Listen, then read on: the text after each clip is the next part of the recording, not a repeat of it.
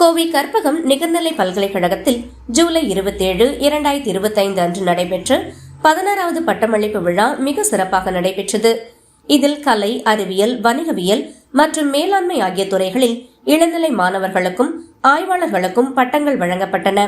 விழாவுக்கு பல்கலைக்கழக வேந்தர் முனைவர் கு. ராமசாமி தலைமை வகிக்க, கற்பகம் கல்வி குழும தலைவர் டாக்டர் ராச வசந்தகுமார் முன்னிலை வகித்தார்.